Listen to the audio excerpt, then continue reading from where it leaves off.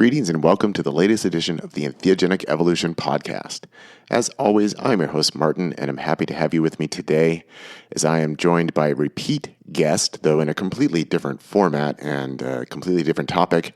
Today, I've got Hewkii Freya Thomason, who formerly was on the podcast in conjunction with Nix in relation to her methodology of serving 5-MeO-DMT, and he was one of her clients. But this time I've got Hewkii back on as a musician. His musician name is Hewkii, that's Hewkii, and he will explain where that comes from in the interview. But Hewkii's got a new album that is coming out in December, and it's Ecstasy Juice, or perhaps Ecstasy Juice from God. I'm not certain of the full title, so it's either one of those. Again, we discuss it in the conversation here. But today we're going to be talking about music and talking about the relationship between altered states and music, and also sampling tracks off of the new album, and it's going to be a lot of fun. So looking forward to sharing that with you, and also just all my cards on the table that Hewkii has invited me to collaborate on some of the songs on this album. So there's a little bit of me in there too, which was a lot of fun for me to receive these tracks from Hewkii and just do some stuff for him. Anyway, let's get a few announcements out of the way before we get into this lovely conversation with Hewkii, also known as Hewkii. First off, we'd like to thank Josh as signing up as a new patron over at my Patreon page over this past week. Thank you very much for your support. And if you would like to help support me and the podcast over there at Patreon, it's patreon.com/MartinWBall, everything from $1 a month up to $100 a month, with increasing access and benefits as you go up the tiers. And as usual, thanks to James, who makes a monthly contribution via PayPal in support of the podcast. Thank you very much. James, if you would like to support the podcast either via PayPal or Patreon, stop by my personal webpage, martinball.net, and there's a link to Patreon and PayPal at the top right of the page. And of course, this is listener-supported, so it's always appreciated when somebody reaches out with a little bit of support in appreciation for what I'm doing here on the podcast. Also, I have to make a correction. I've been mentioning Magda's upcoming 5-MeO-DMT retreat in Mexico that is coming up on, let me look at the notes here, January 12th through 16th, 2024. And I've mistakenly said that it was focused on low dose and meditation. Yes, that is part of the retreat, but Magda has corrected me and said, oh, we're also doing full release doses. I did not read the information that she sent me closely enough, so I apologize for that. But yeah, going all the way from the bottom to the top and beyond with Magda for that event. If you are interested, I think she still has a few spaces left. You should email her directly at omnirme@gmail.com. That's omnirme@gmail.com. And my apologies for misleading anyone about what's going to be happening at that retreat. Okay? So, cool. That's out of the way. Of course, next week we will have the next selection from the audiobook of Facilitating 5-MeO-DMT. And I've got more interviews already waiting in the wings to come out here in the podcast. And I'm busy trying to collect some more because I'm going to be doing some travels in December. Also, just coming up in a couple weeks. Right before my birthday, going to be traveling for Thanksgiving, and just trying to get some interviews banked away so that I've got plenty of material for while I'm out traveling around and photographing birds, because, that's what I like to do when I'm out and about. So that's all we've got for now. And let's go ahead and let's get into this conversation with Hewkii. Again, his artist name is Hewkii, Hewkii. I'm going to put a link in the notes to the podcast that will get you to the master page that links to where you can find his music online. This new album, Ecstasy Juice from God, again, it might just be Ecstasy Juice, is coming out in December. And Hewkii also is generously offering that if you would like to contact him on Facebook under Hewkii Freya Thomason, that he will give you a link to download a pre-release version of the album. So that's very cool. Thank you very much, Hewkii. And it's Helgi Thomasson. Find him on Facebook. All right. Let's go ahead into this conversation. And we're going to listen to some tunes and have a thumping good time here. All right. Well, I'm really excited to welcome back onto the Entheogenic Evolution podcast today, Helgi Freyr. Am I pronouncing that correctly? Close enough. Oh, well, then you give it to me. Yeah. Helgi Freyr. Helgi Freyr. Yeah, I'm working on my Scandinavian accent. Yeah. You were on the podcast once before when we did kind of a group conversation with Nix. That's right. Yeah, I came on like last minute as an extra guest because I had been a client working with her before. Yeah, and you guys were housemates for a bit. Yes, yeah, we were housemates and Fabamio mates. Yeah. So the long-time listening audience, or at least people who've been listening regularly for the past few years, might remember you. But today, we're here to talk about music. And we'll probably be talking about some entheogens and psychedelics as well, I might imagine. Yeah, sure, whatever. Yeah, but we're talking about music today. So let's just jump right in. And what you can tell us, what is the music that we are going to be talking about today, Helgi? Well, I'm gonna be releasing a new album quite soon. It's probably gonna come out, I would guess, 2 or 3 months from now. Hopefully more on 2. So I don't know when this podcast comes out, but right. So we're recording soon enough. It's right around the corner. Yeah, we are October 26th today that we're actually recording this. Yeah. Yeah, it's my upcoming album, Ecstasy Juice from God. Such a fun title. Yeah. Well, let me just ask you this to start. Why is it that you're projecting that it's going to be released 2 or 3 months from now? Why not right now? What's the thinking behind that? Well, it's right now. I mean, the album is complete on my part, but it's in the mastering process. So it goes to an audio engineer, and they're basically making it a bit louder and more full, and kind of making it a more streamlined listening experience. That's a whole process, and it's a bit gratuitous on my part. I have to listen to everything and make sure that it's being done well. So yeah, I don't know honestly when it's going to be done. So yeah, well, I guess that's not promise too soon. Right. I would rather promise too late than too soon. Right. Well, I guess that's the life, and that's the difference between a professional musician and somebody who just sits at his computer and makes a song. And because like when I work on stuff, it's like, oh, I want to put this out in case anybody wants to listen to it. And it's not like I have a huge listening audience or anything, but I'm always eager, like, oh yeah, I completed this song, or I just finished this album, I want to put it out. But I've never gone to a mastering process, or I do that myself. Yeah. I'm not the best at it, definitely not professional at it, but it's a different life as a professional. Yeah I almost envy that because there is an aspect to doing it as professional as you can that is a bit gratuitous and kind of monotonous, of listening to everything over and over again and getting the whole frequency balance right and mixing and mastering. It's not all fun, the whole package, but it's extremely rewarding to put something out there that you feel really happy about. Yeah, that you feel is really polished. Yeah. Yeah, well, having listened to the entire album several times now, and as I mentioned before we started recording, that I was listening to it this morning and I was going about my morning routine, I would just describe the entire album as it's just very crisp. It's very bright.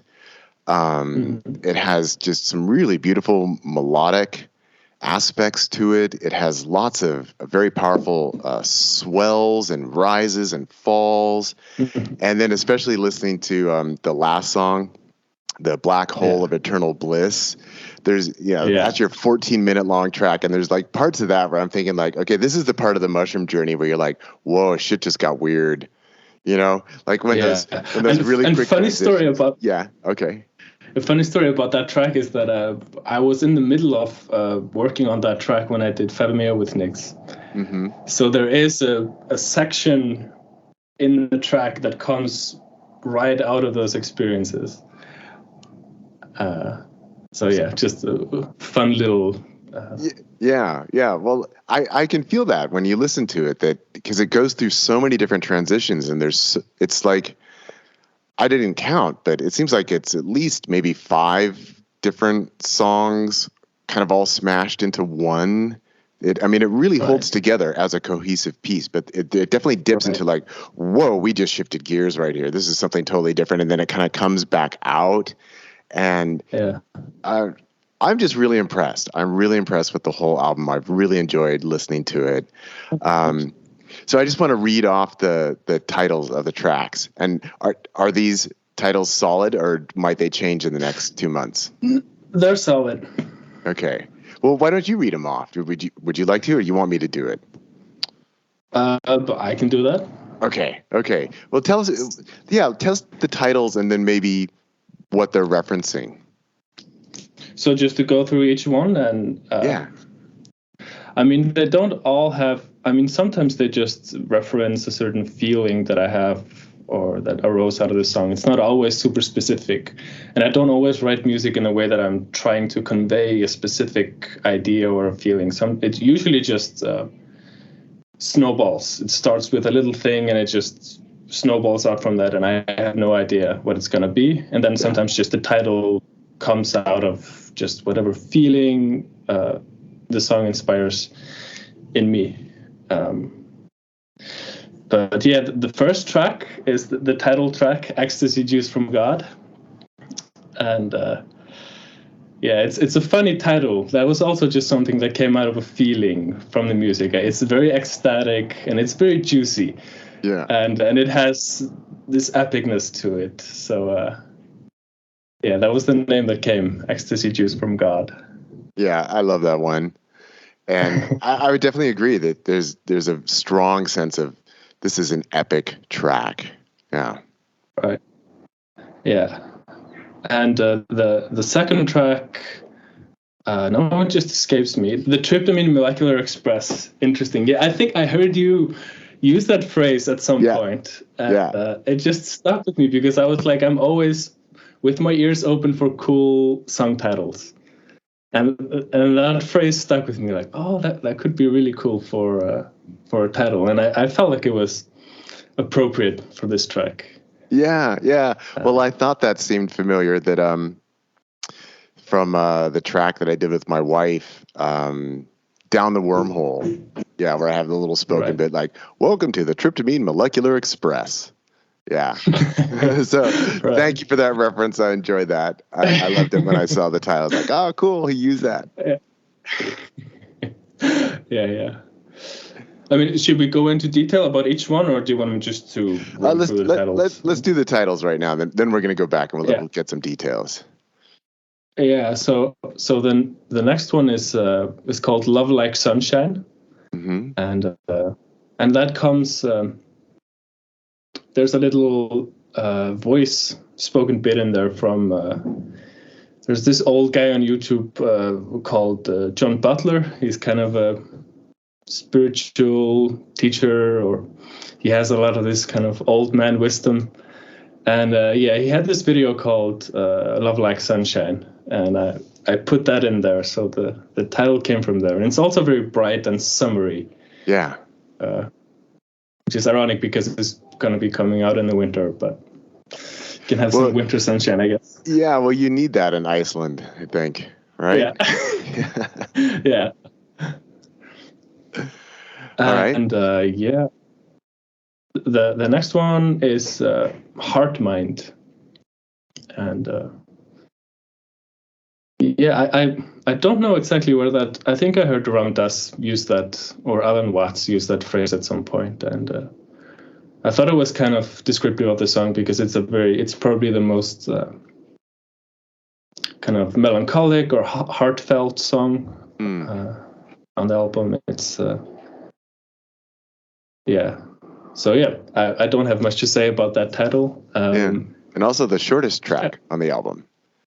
Yeah, it's the shortest track. It's short and sweet. Yeah. It says what it has to say. Nice. Yeah, and the fifth one is Song of the Universe. And I mean that title just comes from the lyrics. I think it's the only song I've ever put out that has vocals, like sung vocals on it. I usually do instrumental.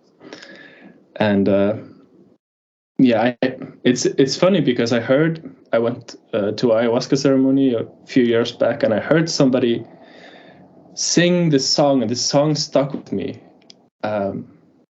Like it was probably the only song that I kind of remembered, and I went online to see does this song exist? And there was just like this tiny little recording of somebody singing the song without a background.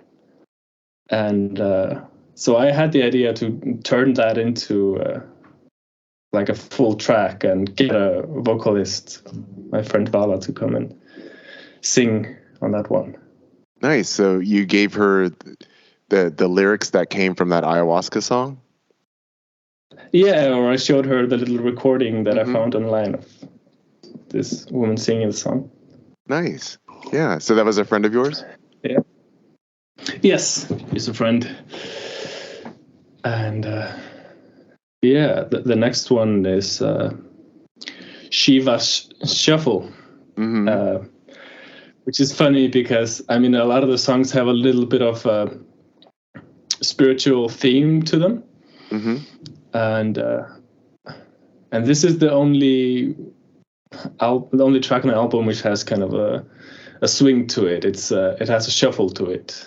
I don't know if there are musicians in the audience. I don't know how to describe shuffle. It's a little bit more like tick tack tick tack tick tack tick tack. Yeah. It's a little more. It swings a little more. So, it's got that syncopation to it. Yeah. Right. So yeah, that's Shiva's Shuffle, and the last one is the Black Hole of Eternal Bliss. And as I said, I was working on that a lot when I was working with Nyx, and she was holding a gathering or like a mini meditation retreat in our home, and she called the event the Black Hole of Eternal Bliss. And as soon as she told me, I thought to myself in my head, like, okay, yeah, that's the name. Yeah, that's the name of a track right there. Yeah, and it's also it's the last track on the album, so it's kind of everything leading up to that point, you know. So, Hewkii, I want to get back into talking about all the individual tracks, but before we do that, what I would like to do is just kind of open it up to your process as a musician and really more specifically becoming a musician. That when in your life did you decide that you wanted to do music? And then of course, we're interested in how perhaps your psychedelic experiences have played into your construction and creation of music. But let's just start there with, when did you get into music? When did you have that spark of, I'm going to be a musician? And also, I just want to tell the audience that, we're talking about a series of electronic tracks today on this album, but you've also recently put out just some amazing freestyle guitar stuff that I didn't even know you played guitar, that I thought of you as an electronic musician, and then it just totally blown away by your guitar skills. So where did it all begin, Hewkii? Well, it began almost as far back as I can remember, but there was like one pivotal moment. I think it must have been something like 5 or 6 years old, and I was like just scrolling through my parents' CDs. This was back in the day when they had CDs. Yeah. And and I was just looking at them, and there was like this one that had skulls on it. I was like, that's my CD. And it was Appetite for Destruction from Guns N' Roses. Yeah. And like I put it on, and it was just like it spoke to like this fire within me of like, it just hit that spot for me. And like ever since that point, like I picked up the guitar. I got into rock music, got into rock and metal, and I was really heavily in that world for a while of like guitar and heavy music. And then I got into like more progressive metal. I got a lot into Dream Theater and Symphony X and bands that are you familiar with the term progressive or prog? A little bit. I don't think it's a style of music I ever personally got into. So how would you describe that? I mean, it just emphasizes kind of breaking the rules a bit, mm-hmm. having more complex song structures, longer songs, longer guitar solos, breaking a little bit of the boundaries of what a song should be. Yeah. And I was really heavily invested in that world for a while. And I always kind of looked down on electronic music. I always kind of thought in my head like, oh, they're not playing real instruments. It's just some guy is pushing a button and then he's dancing. This can be the perception of people that play instruments, of electronic musicians. Yeah, And then I just had this one moment when it must have been in 2010 or 11. This was when the dubstep scene was really kind of taking off into the mainstream, and there was somebody at school who like put on a dubstep track, and like I was pretending I'm like, oh, it's electronic music, it's pop, like this. I'm a real rocker. I don't. But inside of damn, this is like some heavy stuff. Like it spoke to me also. So like I became curious to explore like, well, how do I make dubstep? Like, what is the process of doing this? Like. And then I slowly learned like, oh, okay, so this is a whole art unto itself. And it is like, it's not just pressing a button. It is a real, you have to put all the elements in, you have to mix them together. Like this is a bit more like painting a painting. It's less expressive than playing instruments, but it's almost more kind of detail oriented, the process of like, programming everything and putting everything in. And so, and yet I really wanted to see if I could bridge this world of like the progressive rock and metal music I was listening to, and seeing if I could kind of mix those two worlds of electronic dance music, which is kind of the opposite. It's much more simple. It's much more 4x4 simple melodic structures, and everything is more simplified, and then you have this really complex music on the other hand. And my dream was always to kind of see if I can merge these two. Yeah. And I think like on the Black Hole of Eternal Bliss, that was kind of the first time I truly feel like I've accomplished really, mixing those two together. Yeah. Well, that makes so much sense to me now that you've described this. And this is news for me. I didn't know that you were into that style of music previously, but I can definitely see how that sense of progressive rock music is shaping, particularly, as you say, the Black Hole of Eternal Bliss, but also just the whole album, that there's so many, each song has its own little sections, and it's not simplistic. And I think that is, especially just a lot of the dance hall music, is very repetitive. It might only just have like one chord, and things just kind of go through different sounds and progressions, and the beats are relatively simple, but there's a lot of complexity in this. Yeah, I mean, there is a lot of value in repetitiveness, because like dance music in general is kind of designed to entrance people or to hypnotize people. And when you have an element that's kind of repeating over and over again, it has this effect of almost hypnotizing you. And so, I've been kind of obsessed with like, how can I maintain that hypnotic element and also not make it boring? Because I grew up with electronic music, not in the dance sense. I didn't go to clubs much, or I didn't go out dancing much with people. I listened to it with headphones. And so I guess I'm kind of creating dance music for the listening experience. Also, it works for dancing. It's really good on the dance floor. But I'm first and foremost, I'm trying to create a, good music. Yeah, it's a good listening experience.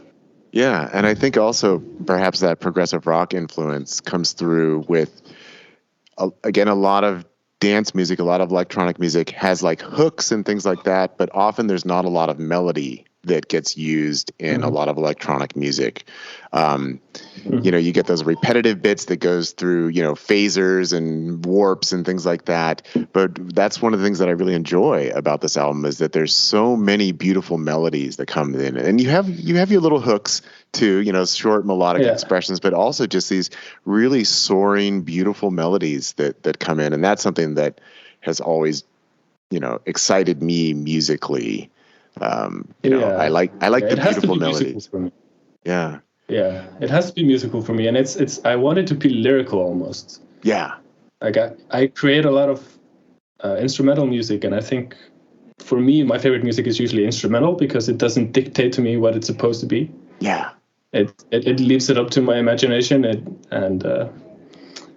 but I like to have melodies that make it a little bit more lyrical, and that comes also from me being a lead guitar player. Yeah. So I know a little bit more about how to, I played them, but I mostly played lead and solo. So I learned a bit how to, make lines that are lyrical, I guess.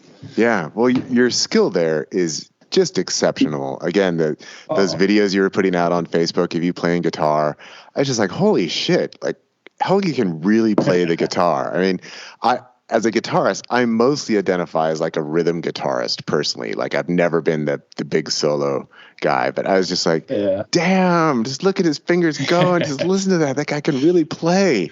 So I was definitely really impressed. And do you mind if I share a short story with you? Yeah, sure. So I just wanted to share with you kind of my conversion to electronic music that, I grew up listening to a lot of British new wave alternative music, so there's a lot of guitars and synthesizers, The Cure, Depeche Mode, New Order. Those were some of my really big influences when I was younger. But then as an adult, I really leaned heavily into like acoustic stuff. And so there was a time there as a musician where I was like strictly acoustic, like kind of like you were saying, where I was like, I want to play every instrument. I don't ever want to push a button. I want to play every instrument, and every sound I use, I want it to be something that I'm actually physically playing. And what changed that for me is I think it was my very first year at Burning Man, where there was electronic like music everywhere. And I was walking around on the playa on mushrooms, and this crane that had been transformed into this luminous flower that could kind of open up and change colors, that I'm tripping on mushrooms, and this giant flower drives across the playa like straight for me, and this flower comes down right in front of my face, and it's playing like this ambient electronic music. And I was just like, oh, okay, electronic music can be awesome. And then I actually went out and I bought a MIDI keyboard at that point, and that's when I started, working more specifically with electronic music. So that was my conversion point. That seems to be the conversion point for many people. Yeah, Burning Man. Because I've heard this story before of not just Burning Man, like psychedelics and MDMA. I've heard so many stories of people like, I never used to like electronic music, and then I heard it on MDMA, or I went to a club, and it changed. And of course, I think all these expressions are so valid, and I'm like right now in the future, I'm hoping that I can mix the guitar more in with the electronics, so I can have kind of the best of both worlds. Because it is true that it's not always too enjoyable for me to program music. For me, like it is to a degree, but there is a really can be a boring element to it, to like carefully programming everything. Like especially if you're super detail oriented like me, and And I did that for such a long time that I just, like, 1 year ago, I think, I just, like, fuck it, I just want to go and do the exact opposite. So I started to do freestyle guitar music, which is just the complete opposite of polishing and all this stuff, of just sitting down, pressing record, and I just have the guitar. I have no idea what's going to happen, and it just takes me on a journey. And I really enjoy, I guess, both of these ends of the spectrum, but I'm curious to explore the intersection more and see if I can make also the production process a little bit more lively and less mechanical, I guess. Yeah. Well, I look forward to whatever it is that you develop along those lines. I'm sure it'll be amazing. So you've already mentioned a few different places where psychedelics or psychedelic experience has informed the music on this particular album that we're talking about here. Again, this is Ecstasy Juice from God, still forthcoming as of our recording at this moment. But in terms of your own development as a musician, do you feel that psychedelics or altered states informed your sense of musicality and musical composition, or was it a separate area of your life, or what's your opinion on that for yourself? It definitely completely changed the way I relate to music. And I guess it started with trying weed, back in my teens. Yeah. And just really experiencing how it's possible to have a completely different experience of music. And also, I guess, the type of music that can come through, like when you start to enter those circles, that is also an influence, because I remember, like, the first times I was trying psychedelics, I would put on, in some Facebook groups, like, does somebody have recommendations for music? Mm-hmm. And there was a lot of really, really good music that came through, recommendations in that way. And I really remember kind of early on, trying to listen to Spangle. Are you familiar with Spangle? Yeah. Yeah. So, like, I heard them a little bit, I was like, yeah, it's okay, it's good music. But then when I heard them in a different state, it was like a completely different track, and they have so many details and little things that you, like, gloss by in your kind of everyday automatic state of mind. You can kind of skip over all those little things, but when you're in a different state, all those little decorations really pop out. And that was such a big thing for me to realize, like, there is something really beautiful about creating these little hidden things that you don't normally hear, that if you listen closely enough, you hear, this was there all along. Yeah. So this has also been something I've been really trying to incorporate, of, like, creating a lot of little details that, like, 99% of listeners won't notice, but there's this 1%, that hears, notices all those little things, So, yeah, Spangle, early on, that was like, going into the forest and smoking weed and listening to Spangle. It was like it was a totally, and that was kind of the first time I realized that music had the ability to be mystical, not just to convey certain emotions or thoughts or whatever. It was like, it had the ability to truly communicate something ineffable and profound. And so I became a bit possessed by that idea of, like, creating a truly ecstatic, blissful experience through the music. Wow. Well, I think it's such a great description for this album. And yeah, the details, and I love this emphasis on how, when working with psychedelics and listening to music, that I like to call them, like, auditory enhancement tools, right? That you get to listen to the music in a completely different way, And I love this description of like just the little details that pop out, and the little Easter eggs that might be hidden within a song, so that it's this experience that is created for that experience, right? Right. That the music really speaks to these altered states. And I also love this emphasis on the expression of the ineffable. And I think that that's something that gets really lost in lyrically centered music, right? Because there's a message, so I think a lot of people in the psychedelic space, they like to listen to like electronic music with Hindu chants or stuff like that, and it's sacred. But I think that an instrumental track is way more sacred than that, because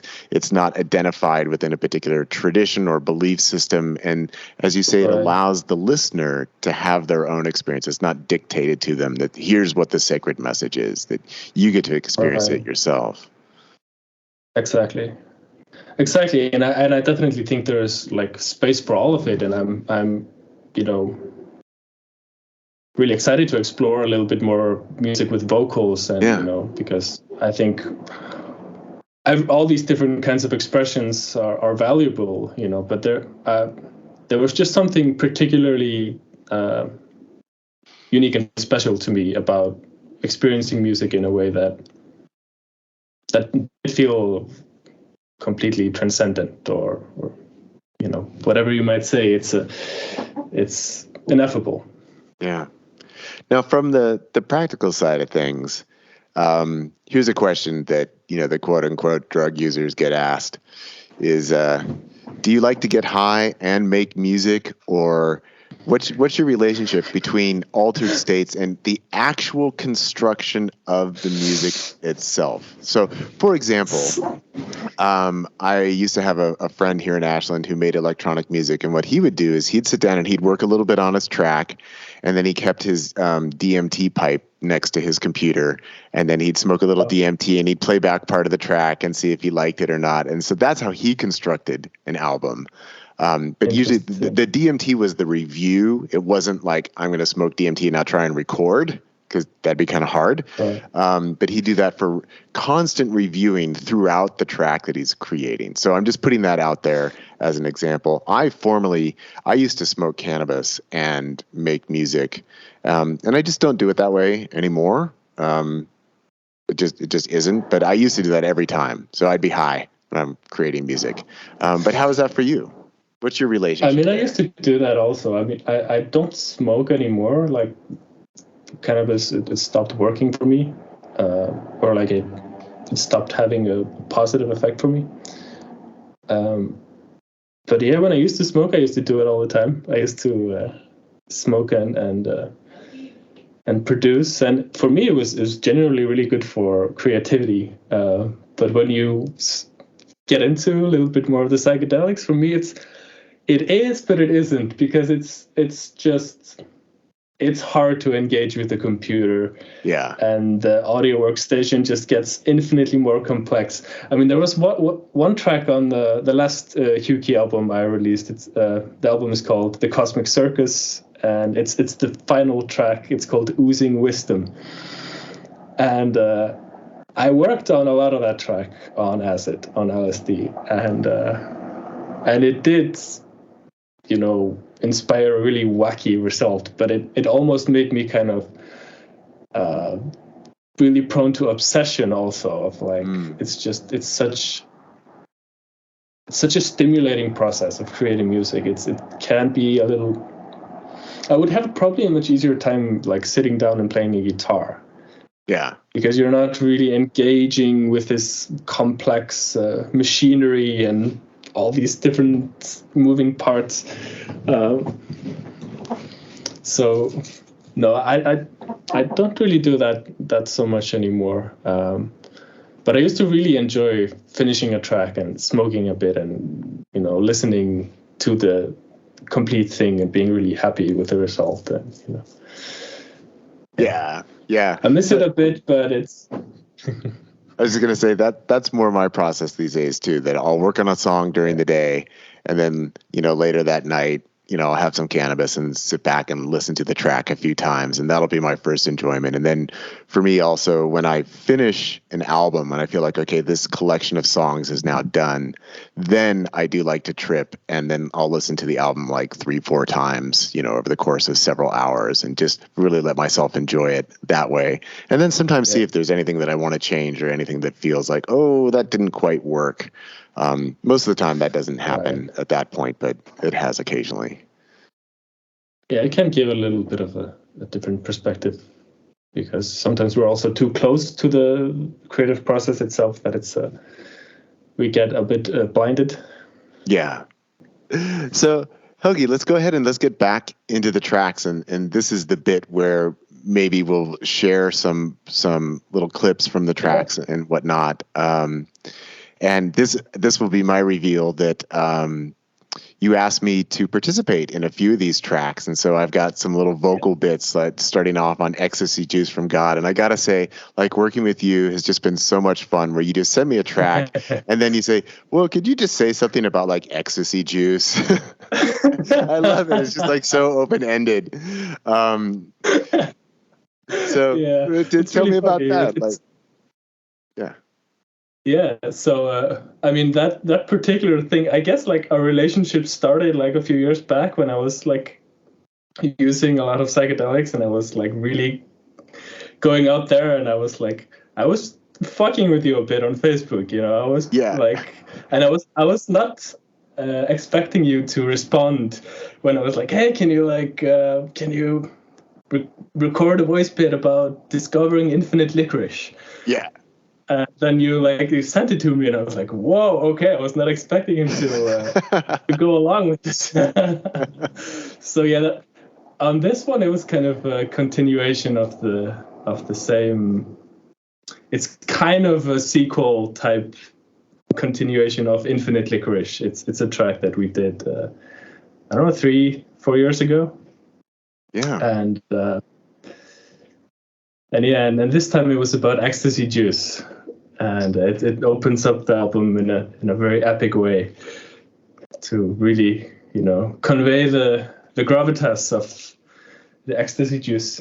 What is this feeling of divine nectar, of the essence of infinity, of ambrosia and entheogenic elixir? Ecstasy Juice. Ecstasy Juice from God.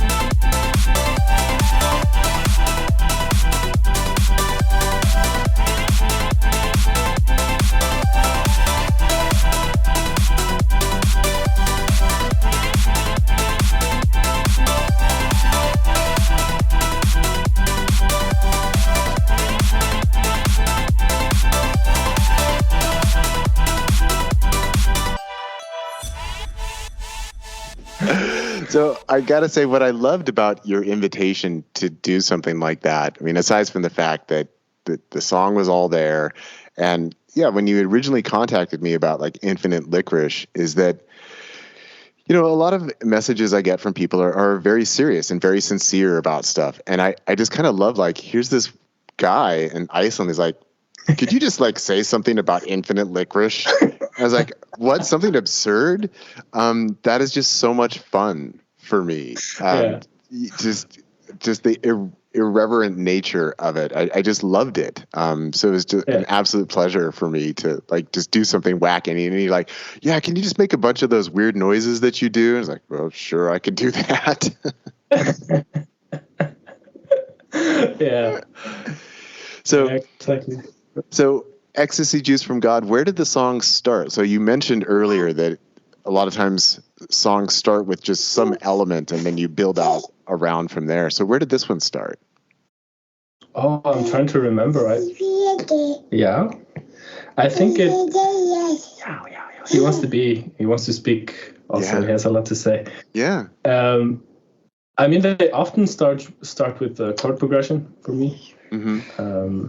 And I think it must have just started with me playing with some of those arpeggiated lines you hear in the beginning, and just spiraled out from there. It's a very epic track, and it has like the chord progression itself is also really kind of it's big, it's epic, it's a very energetic track. Like, you know, I've tested it a little bit with entheogens, and it's really good for movement and energy and moving energy and kind of embodying yourself in a very full way. Mm-hmm. Yeah, I don't know if is he making too much noise? No, it's totally fine. It's cute, actually. Okay. Yeah, just some soft baby sounds. Okay, beautiful. Yeah, exactly. And I think this is also one of the ones that you invited me to do a little flute on. Am I correct? Yeah, it has some flute in the end. It's a little bit in the background. It's quite ambient, and but it fits really nicely, and it gives a little bit more of an ambient vibe. But it's a very energetic kind of trance track, but it's also has a strong ambient element, and it has a section where are you familiar with the term of sidechain? Sidechain, yes, but sidechain. Yeah, I don't know what that means though. I see it in in the controls, but explain that to us. What is that? So usually in electronic dance music, you have the volume kind of pumping in and out. Mm-hmm. And like, right. But usually a kick drum hits where everything dips, so it has this kind of pulsating effect. Yeah. And so I was playing a bit around with this idea of having a section with the sidechain, but no drums. So it has this kind of on and off ambient thing that, you know, goes on. And for me, it's very hypnotic and very beautiful. I mean, for some people, they say it's a bit of a headache. I can see that, but for me, it's really hypnotic, and it is very ambient in a certain sense. Yeah, so I can recall what it is that you're talking about there, where it's got that pulsing rhythm, and it almost cognitively feels like, well, is the rhythm on or is it off now? So it's a little bit disorienting, but it has that pulse to it, and then when everything sinks back in, that there's a real sense of satisfaction, like okay, now we're back in the groove. Yeah, so it builds that tension in an interesting way. It's really good for movement, I would say. It's really good, I think, for biking or doing sports or like doing qigong type movements, or, you know, for me, it's a very embodying track in a certain sense. Yeah, I can see that, and I think it's a great kickoff to the album as well. And also, again, it's just a pleasure for me. I get some of the opening lines on the album, and so that's a lot of fun. You know, I've only done very minimal amounts of any collaborations with any musicians, and you're probably one of the ones I've done the most with through these little tiny elements. Yeah. It's always nice to have a bit of flute in there. Like sometimes if I'm feeling like, oh, there's a little something missing, I'm like, yeah, I can reach out to Martin for a little bit of flute. And it just like, you know, adds a little bit of that, also the live instrument feel, that just a little bit more of that. Yeah. All right, well, let's talk about the Tryptamine Molecular Express. What do you have to share about this particular thumper?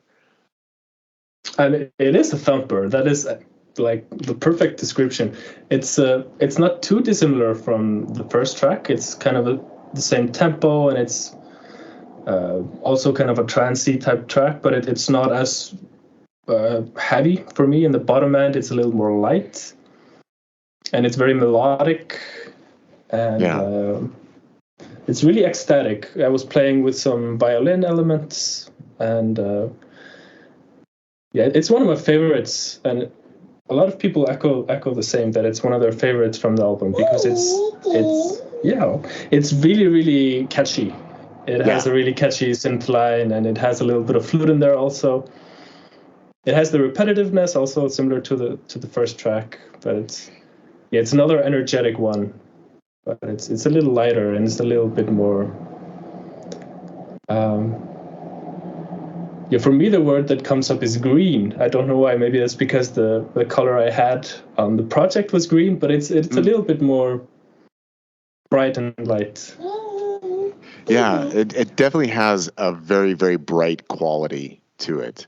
And just the melodic hooks, the melody lines, it's just soaring. It's just gets up there. And there's also you use a lot of transpose a lot. I notice with your melody lines where the notes are bending from one to the next. Right. Yeah. So for I everybody was doing that. Go ahead. Yeah. Oh, I was playing around quite a bit with pitch sliding in this track, and you also you touched upon like a lot of the art of creating electronic music is to remove elements for them to come in again, and it has this really strong sense of satisfaction. Like and this track is playing a lot with kind of, it's not there and it's there,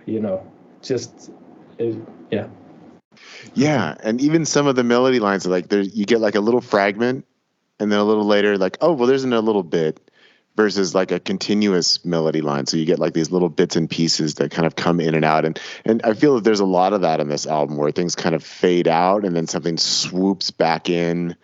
So again, sort of building that sense of tension, that sense of resolution, and ultimately producing that sense of satisfaction within it. Exactly. Yeah, that is exactly. You said it better than me. It's a lot about tension control, tension and release. Yeah. So with the name for this one, other than it sounds cool, is there a particular reference within the track itself, or just felt like, oh yeah, this one's the Trip to Meet Midlife Express? Because it is a bit more of a thumper of a song, much more of a it is a bit. Yeah, it is it has a bit of that quality of taking off. Also, I connected it a bit with kind of a lift off in a certain sense, a train or a DMT or both, a Trip to Midlife Express. Yeah. And so this isn't about a particular song, but I know you invited me to do some flute, but it sounds like someone else a little bit. I think it's on Black Hole of Eternal Bliss. It sounds like there's some saxophone or something in there. Is that you, or did you bring in any other musicians? And I know we have the woman singing on Song of the Universe, or is the rest of it you? Yeah. So I did go and record a saxophone player in the studio. Okay. And that was the first time I've done that, to go, because I was always a bedroom producer. Mm-hmm. I would just create everything. And I found it to be really immensely satisfying to go to a place and to record something like that. And for me, a lot of electronic, it lacks a little bit of that element. Because it is more fun in a certain sense for me to go and meet people and to record something and to implement it into the music. So you're correct on that. I did go and record a saxophone player. And was this someone who normally works in electronic music, or works in different genres? Well, it's just somebody recommended him to me. I mean, this is partly why that one took so incredibly long for me to finish. Like the Black Hole of Eternal Bliss, it took me like 2 years to finish that one track, and that is partly because it takes very long to find the right player and to find the studio and to find somebody who can help you with that, and so yeah. Okay. Well, before we move on to the next song, I'm trying to manage the movement of a baby right here while I'm on the podcast. Yeah, I think his mother is home really soon. You're doing a great job, Helgi. It was emergency babysitting. Yeah. Is there a section of Tryptamine Molecular Express you'd like us to sample here on the podcast? Well, I think it's good to where the violin comes in, or like the orchestral intro stops, and there's violins that come in, and then the kick drum and the bass. I think it makes sense just to go from that violin and into the track with the rhythm. Okay, great.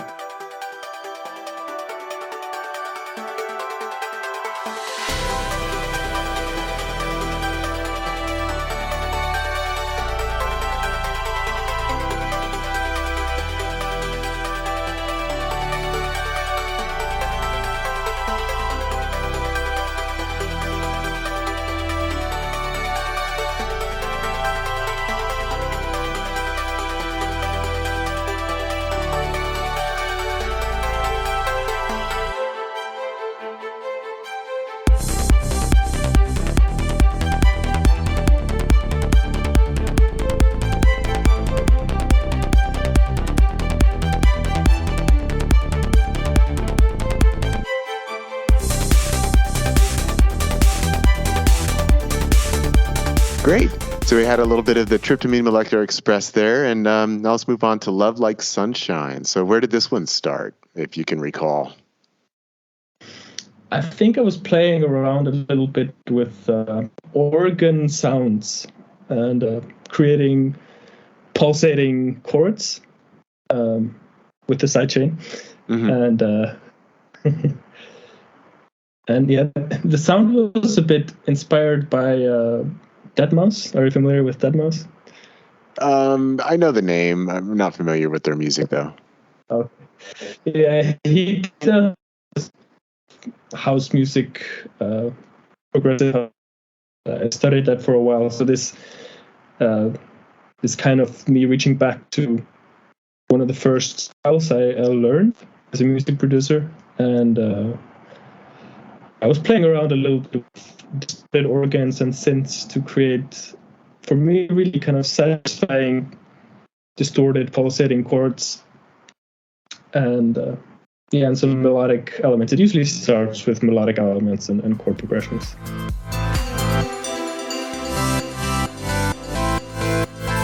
Like the sky, like the air after summer, the spiritual sunshine that is totally all.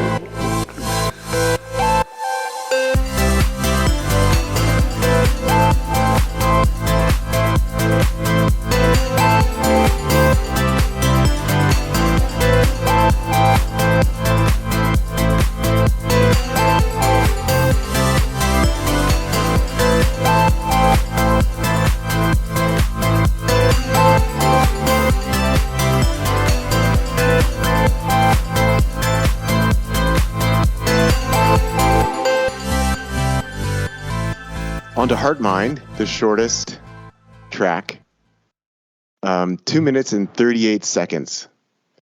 I find it a challenge to make short songs. How about you? I mean, for me, the song kind of decides when it's finished, for me. Mm-hmm. And usually I don't make very short songs. Usually they're quite a bit longer, also because I come from progressive music, so yeah, I'm more used to listening to long songs and epics. But yeah, this one, it just, I don't know, songs, they just kind of want to get released at a certain stage, and sometimes you just feel it. Yeah, this is just right. It delivers what it has to deliver, and there's nothing more in a sense that has to be said with that. And I think there can be a certain skill to develop the intuition to feel, okay, like this has said what it has to say, not to kind of drag things on or trying to, extract more out of the song that it, than what it needs to, essentially. Yeah. I get what you're saying. So in the sense of you've got a 2.5 minute long song, and you could I think this should be twice the length, but you're just not feeling that it needs that. Like that this is what it has. Exactly. And actually, it's nice because it comes right in the middle of the album, so it's kind of heavily loaded at the top, and then gets heavily loaded at the bottom. And in the middle, we have kind of this breath of fresh air, this shorter track. And then it gets back into more rhythmic stuff. And really, just overall, I feel like every track really stands on its own, and they really work together, and just the progression from one track to the next. Even with that, usually the way that I end up recording an album is just whatever song is the first song in the album is the first song I recorded, and whatever song is the last song on the album, that's the last one I recorded. That's how I tend to work. How about for you? Are you recording these in this order, or then are you recording them and then deciding what order do I want to have them in? What works best? I mean, sometimes I have a loose idea of like, I would want this to be kind of in the middle because it's nice to have a lighter, more relaxed song to space things out in between. But usually it's more afterwards where I kind of think a little bit more about the whole trajectory and the flow, between all the songs.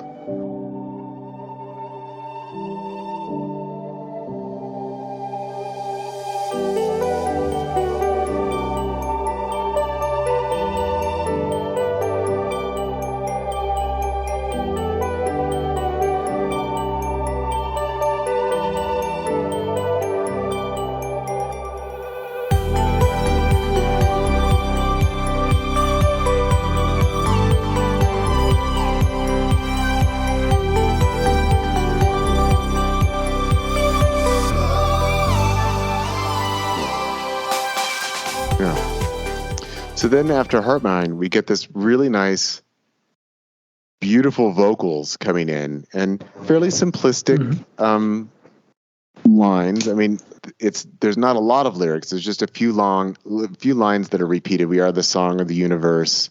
I forget the rest of the line that's said at the moment. But I think it's really nice to add in these melodic vocal elements at this point in the album. It's kind of like, I wasn't expecting that, because everything had been instrumental with some spoken bits before, but now we get this beautiful vocal in. It's just a song that has, I guess, a certain special memory for me, or special meaning that I really wanted to materialize, because it wasn't out there. Yeah, and I think it can be nice to take these little moments, a song that sticks with you after a ceremony, and like it's in the ether and it wants to be birthed. So I took on that role, and a good friend of mine, Vala, she was so kind to come on and do the vocals. I think it's a very kind of beautiful, almost princessy song. Yeah. It has a bit of that Disney-ish vibe to it. But well, it would be really cool, and who knows, this just might happen, that your album comes out, that song gets out there, and just what if somehow your Song of the Universe makes it back into the ear of the woman who sang at that ayahuasca ceremony. It probably will. I mean, these things do tend to happen in sort of these bizarre ways, that the world is not as big as we think it is sometimes. And so there's actually a good chance that it might actually end up back in her ears. And that could be just very interesting if that actually occurs. She might reach out to you and like, hey, where'd you hear this? And they're like, oh yeah, that was you. That was me. Well, she's just going to send me a copyright strike. I hope not. I hope it's more credit for the melody and the lyrics. But I honestly don't know who wrote it. I don't think it was the person in the ceremony either. I think it goes back a little further than that. But hopefully it makes its way back to its origin. That would be a beautiful character arc for this piece of music. Yeah, it definitely would. So we'll go ahead and we can listen to some of the lyrics in this one now. So.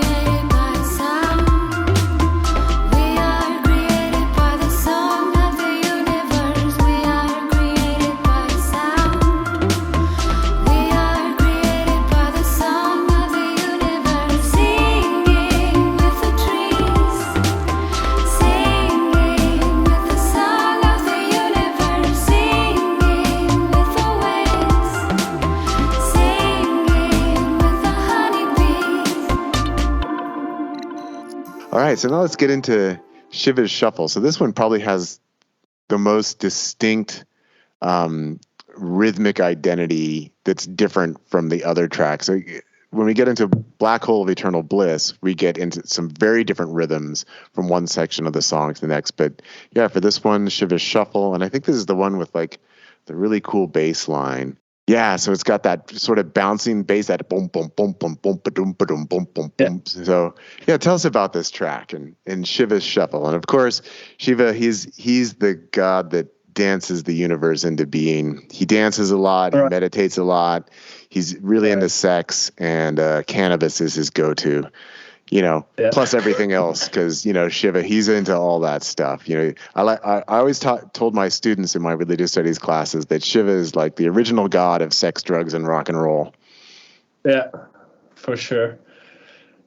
Yeah, I think he was a good character to bring in for this track. I don't know, it just felt right. But yeah, it is the most kind of bouncy, shuffly track on the album. It's and it has different features than it's probably even the most simplistic track on the album, and it is the most kind of rhythmically based in a certain sense. And I was playing a lot more with, because sometimes I tend to make complex music, and I guess the feeling behind this one was like, okay, I want to just take it down a bit and get back to the basics and create something a little bit more simplistic, simple melodies, good groove. And I think I finished that one in like 1 or 2 days. And had you worked with this kind of beat before? Because I mean, it definitely stands out within the album.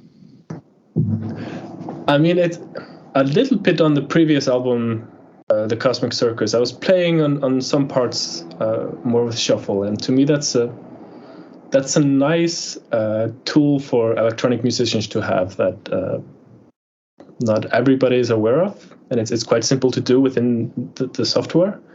And because sometimes electronic music can be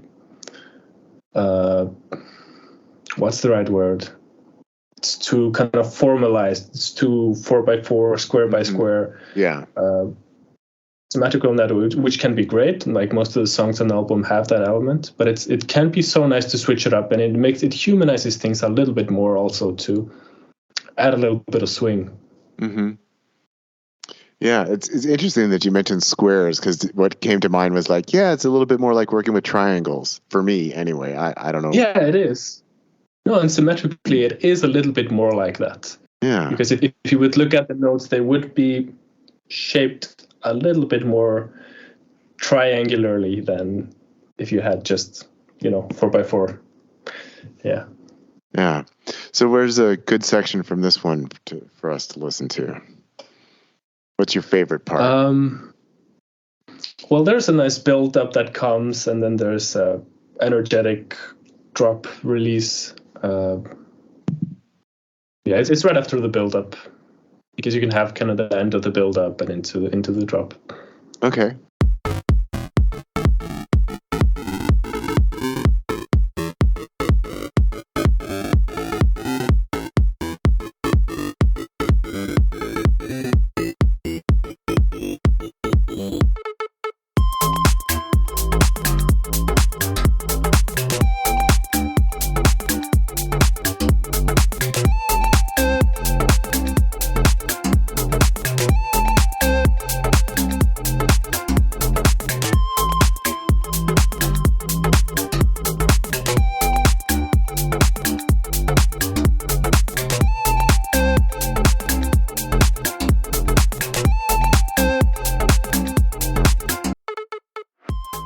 So for people who listen to a lot of electronic music, these ideas of a build-up and a drop are familiar, and probably people listening to this now, they're like, oh yeah, we understand these song elements, but maybe is there anything you'd want to tell us about the importance of these sort of elements within electronic music and how they get used? Anything you'd like to philosophize on there? I mean, a lot of music is about tension and release. Like even when I'm improvising on the guitar, I know, for example, that if I play this, it has a certain tension to it, and then it wants to go far away. Now I'm You're still building getting tension. confused. Yeah. This would be a good example of a tension, and then and here we have the release. That's kind of a more harmonic example of tension and release. But you have this also simply with kind of I would say kind of energetic structuring of a song. So like if you listen to most electronic music or most electronic dance music, you have this part when it goes down a bit, the drums maybe quiet or go away, and you have a little bit more ambience, and then they come back in like doom, doom, doom, doom, you're kind of building up the energy, and then it, it drops into, a more energetic section of the track.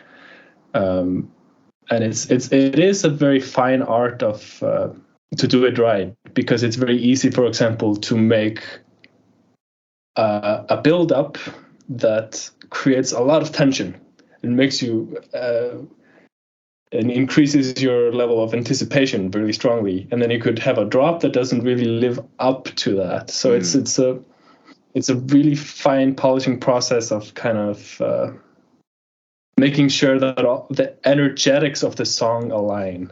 Yeah. Basically. Yeah, it just makes me think of some video I watched of a DJ who was doing the build up, and then when he got to the drop, he was like inserting like old timey classic music, like things that were completely unexpected. So it didn't satisfy the anticipation in the way that people were expecting. But you get this big. Then the music would be completely different at that point.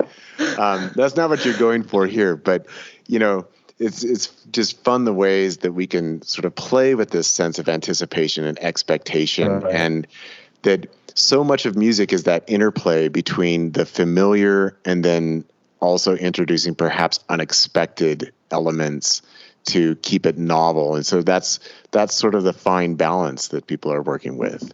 And so sometimes you can play with that in a way that's sort of goofy, but if you're serious about it, then you want it to work, as you say, that you want the buildup to lead to some kind of satisfying sense of, now the bass kicks in and I'm really feeling it, but versus like, oh, well, that was a letdown.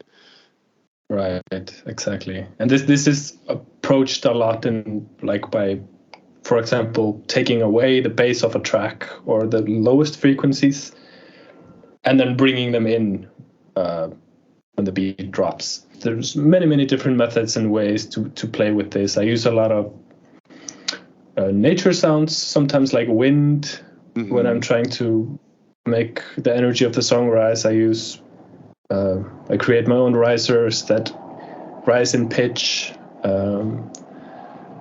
A lot of white noise and all these things that are kind of more not melodic elements. They're more, I guess, ambience related elements that play a really big part in the whole flow of the song. Yeah, and that's definitely a big element of electronic music, where these aspects of tension, build up and release, that they're not technically instruments, they're ornamentations within the song itself. So there's more these structural aspects of using sounds that has a rising pitch, but it's not an instrument that's doing that, versus when you're playing the guitar, it's all in the relationship between the chords or the notes and then the pauses. So it's using those elements, but just using them in a very different and very technical way. That's what allows for electronic music to be electronic, that we can use these aspects of sound that we can't really access through a traditional instrument. Right. Yeah, and that seems like a good segue into the black hole of eternal bliss, because there's a lot of that going on in this one. Yes. So this epic track, I mean, 14 minutes, that's a long track. It totally works as a track. I mean, there's never any point in listening to this song where you're like, okay, when are we going to be done with this? You know, because there's always something new coming in the track. So where do you want to start talking about this one?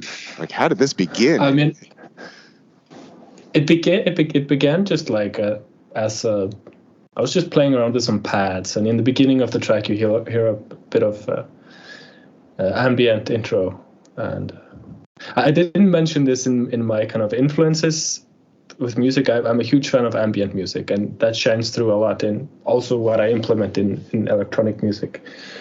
And I was just playing around with some pads, and then I started to add more and more elements, and I started to make drums and bass. And this was where this was at a time where I had kind of relatively recently got my new computer, and I got curious, like how many layers of synthesizers can I layer before this computer starts to have issues? Because like on my older computers, I used to always run into issues. My creativity was limited by the fact that, you know, the processing power of the computer wasn't able to handle what I wanted to do. So I got curious, like how much can I add? So it had a little bit of this, little game aspect, like how far can I stretch this? And that took it all the way. I was like, this track really wants to be long, and it wants to have a lot of stuff. And it's interesting because this is one of those tracks where the same part never comes twice. Yeah. It's a constant evolution. And this is what I love most about progressive music, is it has this element of surprise, but it has to work. Like you mentioned with the DJ adding in, like, old timey music, that's an element of surprise done in a humorous way. But if you want to do it in a musical way, it has to work, and that is the test. Yeah, it has a lot of novelty. It's a lot of layer. I think the track is like something like 600 layers. Wow. Yeah. So it's a really big one. It's not only long, it's almost like a new track for each section. But the trick was to make it work, and to make two seemingly radically different sections blend into each other in a seamless way. Yeah, and the beats even shift and change a lot. There's like certain sections that seem a bit more glitchy, and then a little bit more trap, and then it gets back into more of like a 4/4. I don't even know if I'm describing any of that correctly, but those are the words that come to mind for me. But it definitely shifts so much from one section to the next. Like, so in creating this beast of a song, are you fully working out one section and then progressively moving to the next, or were you just okay? So you're going one step at a time. Yeah, because it gets too messy otherwise. Because it has so many elements that if you're gonna skip over and I'll polish this later, things are gonna get lost. And so like it was a bit like, okay, now I have to work on the next section of a track, and it's just a little bit like, okay, I have to make a new track. Yeah. And that is also why this track was a bit of a pain in the ass to create. Like it was not all fun. It was like a lot of work and a lot of polishing and fine tuning, and because it's tricky enough to get, for example, the transitions of a single song to work, but to do it continuously in this way was really hard to accomplish. But I'm quite happy with the result. I think it's really novel and evolving, but it is cohesive as a unit. About how long did it take you to work on this? And I know you're probably still putting some final touches on it, but what's been the trajectory for just this track, The Black Hole of Eternal Bliss? It was about 2 years ago when I started, and I worked on it for a while, and then I needed to take many breaks to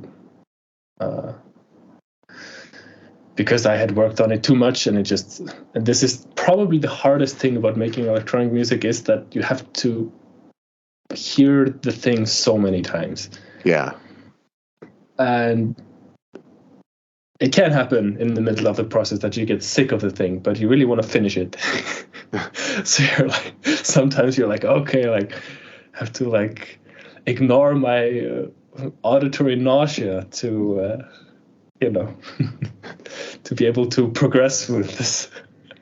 But yeah, it took me 2 years, but yeah, it's hard to say because I took really, really long breaks in between. But if I didn't take any breaks, I would say it would have taken maybe 6 or 7 months. Wow, something like that. That's a lot. So, yeah. In doing this technical masterpiece, do you feel like you've scratched that itch, or is part of you like, okay, I want to tackle more of that. I want to make another Mount Everest style song. Or is that like, okay, 600 tracks on this one song, that's enough. I'm not doing that again. What's your feeling on that at this point?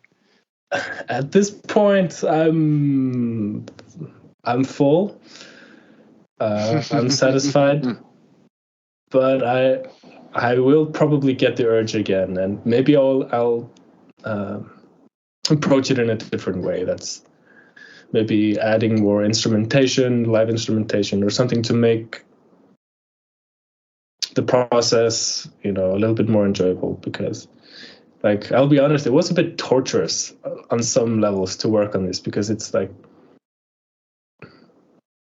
it's not always enjoyable to sit in front of the computers for hours upon time, just like hacking away at this stuff. And I want to explore ways to make that a little bit more enjoyable. Maybe a standing up desk, or involving more people, or adding more live instrumentation, because I really think music should be fun.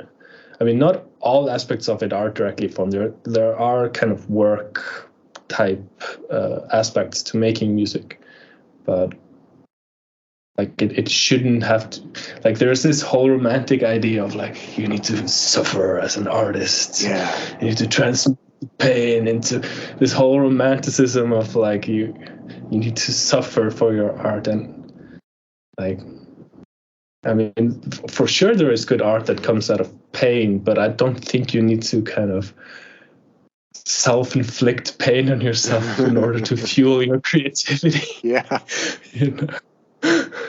Which I know a bunch of people that do that, Yeah. Please bring me more pain so I'm inspired to create. Please. Yeah, but it's such an aspect of the electronic music that there are so many dials, there are so many effects, there are so many filters. There's just so much you can do. And I tend to be sort of on the minimalist side of that, like, because, as you say, there's a big difference between when you're sitting down and you're actually playing an instrument, where it's the keyboard or whatever, and you're making the music, and then there's the shaping and the structuring of the music, which is something totally different than the playing of the music. And that's where there's so much attention that gets paid within electronic music for all of these elements, that it is a very technical process versus that sense of freedom where you pick up the guitar and just like, oh, I can play whatever I want. I can, and just let it express and let it be what it is, versus the constant fine tuning and polishing and structuring. Right. And yeah, in a sense, I envy you for being more on the minimalist side of that, because I've struggled with that. I'm a helpless perfectionist, which is a blessing and a curse, because sometimes I can make good stuff from that, but it's I'm so prone to obsession. It happens so often that I'm making something, and then I become completely obsessed by it. I don't sleep in the night because I was up until 6 or 8 in the morning working on something. And I feel like I don't always necessarily have the healthiest relationship, or maybe I just need to allow that obsession to have its place and to create. But it's like, yeah, I wish sometimes I had the ability to just detach from a creative process and go out and touch the grass. Because I literally, sometimes I barely even go to the bathroom because I become so, sucked into this creative process, and I'm really enjoying it. But like, it has an obsessive component to it for me. Yeah, it can be rather consuming, can it? Yeah, for sure.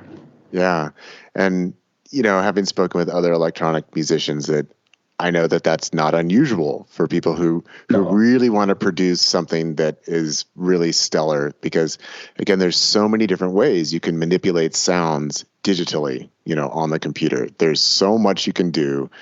There's so many different things you can try. And a lot of the electronic musicians that I've spoken to talk about, oh yeah, well, I tried tweaking this and then I tried tweaking this. And as you say, you listen to it so many times and then you lose track of like, well, is this really better than it was like 20 iterations ago now at this point? Right. Or is it just something different? And it can just become just so consuming. Yeah. And there is like an ineffable element to getting it right. Like you just know it at a certain stage where like, this is right.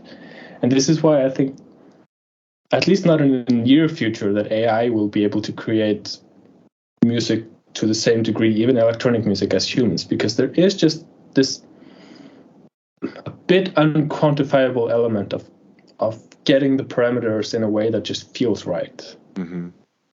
And I think humans, like, you need a lot of intuition and judgment to be able to like really listen and be like, no, there's something off here.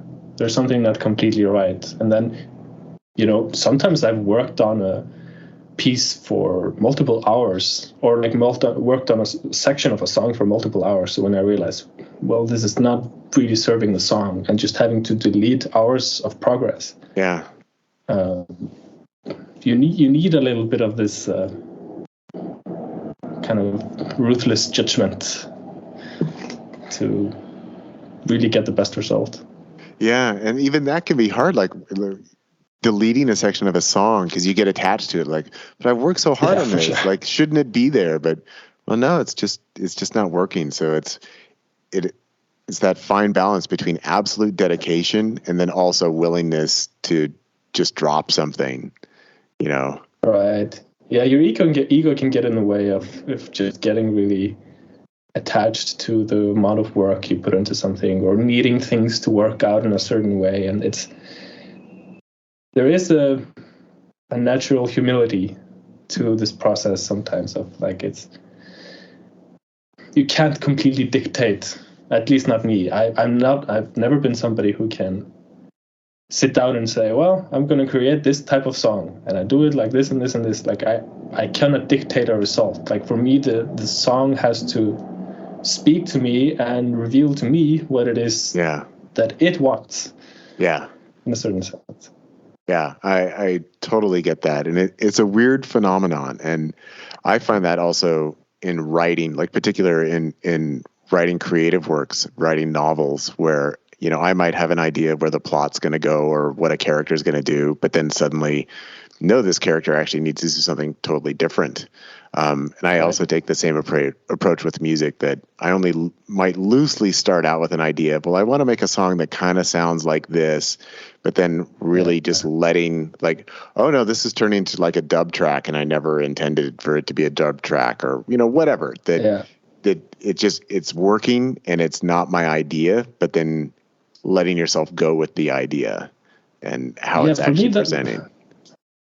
Exactly. Yeah, I think like the most exciting music or interesting music I hear is music that can't be placed in a certain genre. And this has been like my goal with music, is to really blur the lines of like, what is a genre? Like,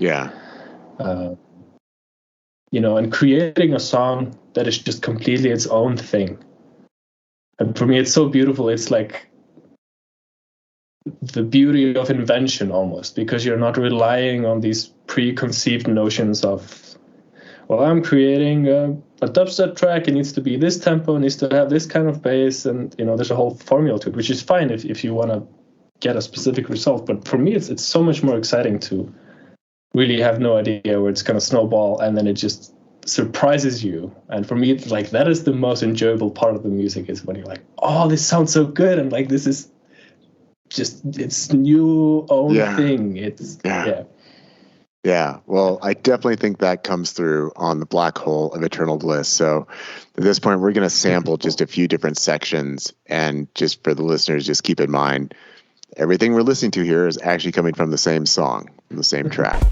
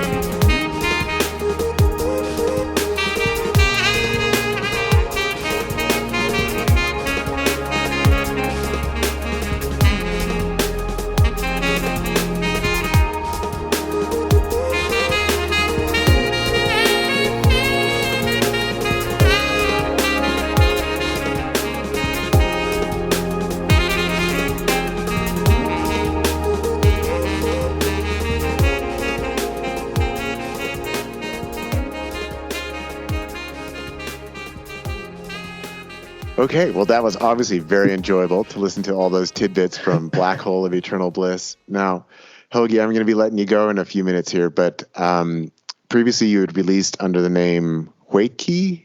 Is that? Hewkii. Hewkii. So for us English speakers, how do you spell that? And is this going to be also released under that Hewkii, same name? Yes. Yeah. So, and how do you spell it? What is it? And where are we going to be able to find this beautiful album, Ecstasy Juice from God? So, yeah, I thought about changing the name at some point because, like, I was constantly running into this problem of like, no, what's your artist name? It's Hewkii. Having to spell it out for everybody. Yeah. But it's It's Hewkii, and I'll be releasing the album. It's gonna come out on pretty much every single one of the streaming services, on YouTube and Bandcamp.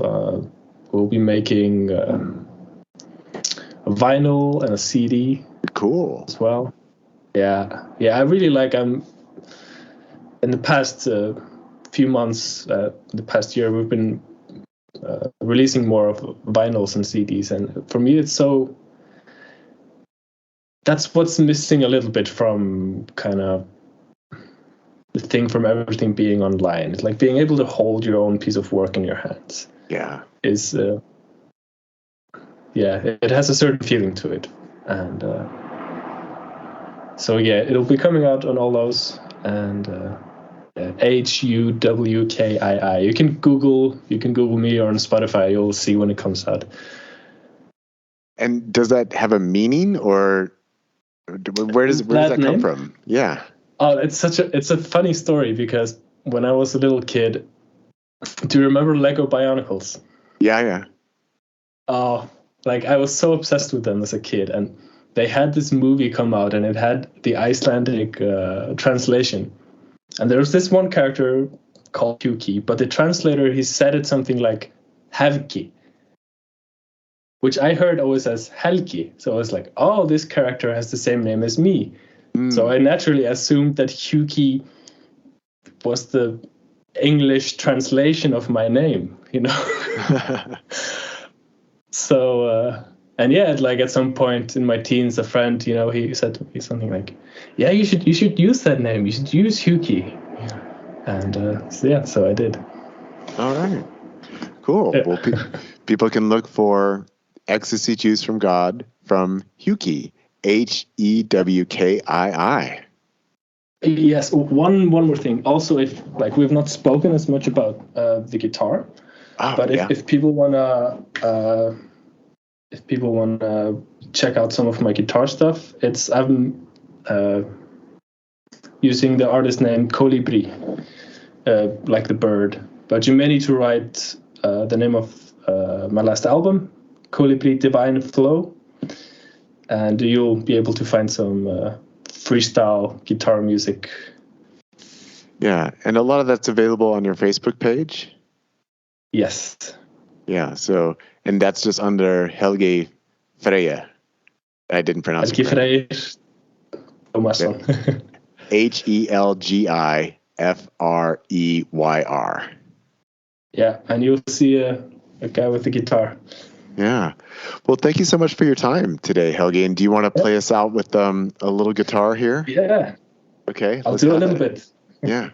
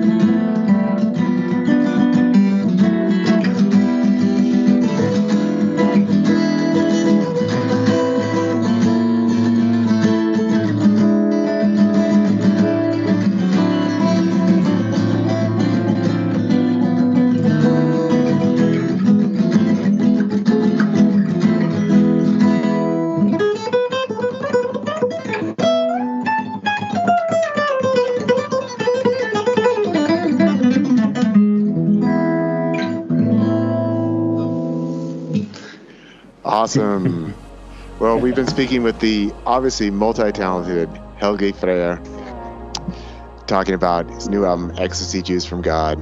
Helgi, thanks so much for your time today and for inviting me to be part of this amazing album that's coming out. Yeah, likewise. It's just been a pleasure speaking with you today and also being a part of this phenomenal music project. So thanks for including me. Thank you so much. It's been a pleasure to be on the podcast. I'm a big fan. All right.